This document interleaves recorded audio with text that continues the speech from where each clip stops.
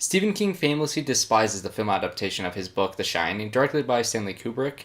The reasonings behind this, I actually think he has some solid reasonings, but I absolutely love this movie. Similar to Halloween, though, the first time I watched it, I actually wasn't sure how I felt about it, but the more and more I watch this movie, the more I appreciate it, and every single time I see it on TV, I always turn it on. This movie follows the Torrance family, who moves into the Overlook Hotel over the winter. Isolated and alone, this movie shows the effects this haunted hotel has upon its main character, Jack Torrance. He is played none other than Jack Nicholson, who plays crazy so well. He is incredible in this movie.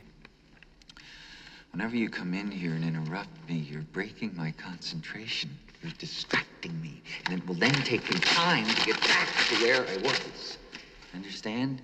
I want to get past my biggest issue with this movie, which has to do with his character. There is a 1-month time jump in this movie, which basically skips the time where they first move in, so you basically jump straight to him already descended into madness. You never really get to see the slow turn of his character. My defense for this is that it is heavily implied that he has always been this way. Given the final shot in this film, it is implied that he is the reincarnated version of Mr. Grady, who is the man driven mad, killing his wife and $2 before killing himself. I believe he is one in a line of people destined to follow the same dark path, facilitated by whatever power the Overlook Hotel has. I only wish we got to see what was in that missing month from this film. However, it does not take away from Nicholson's performance or the response gained from Shelley Duvall. She plays Wendy Torrance, who is mentally tortured by both Jack and the hotel. Her performance seems so real, mainly because it was real. The scene where she is swinging at Jack going up the stairs was shot 127 times, resulting in real tears and exhaustion, which comes off on screen so clearly. Wendy and her off-screen counterpart Shelley were both tormented by Jack, resulting in a great performance. What stood out to me in my latest viewing of this movie was Danny. He basically has to play two characters, Danny and Tony,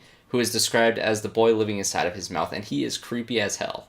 They are both so distinct to one another, with Danny being a vulnerable kid and Tony being almost emotionless. This, of course, is his way to comprehend his ability to shine, which is one of those things on first viewing that I didn't really understand, but I've completely come around to it.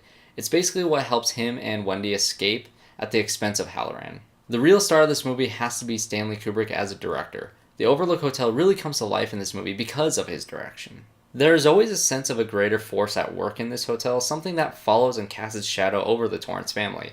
Because of his shining ability, Danny is the first to feel the effects of this hotel, even before arriving.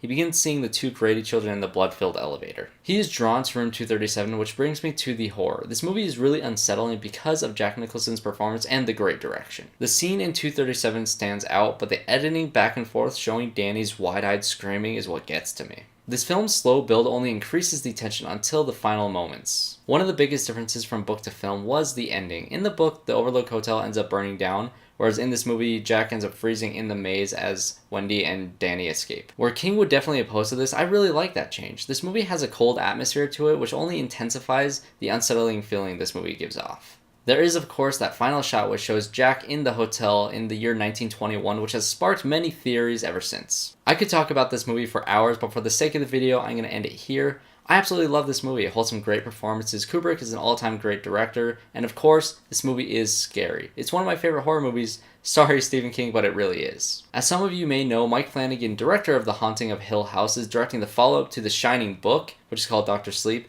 I'm really excited mainly because of the director, but also because of the amazing cast he has assembled. I'm also excited to continue the 13 days of Halloween. Today concludes day 3, and I'll have new horror movie reviews every single day up until the 31st if you guys subscribe to the channel. You can also see the Talking Movies podcast. I'll get to it eventually. And also, I'm on Twitter at the UR Movies. Thanks everyone for watching this review, and I'll see you guys in the next one.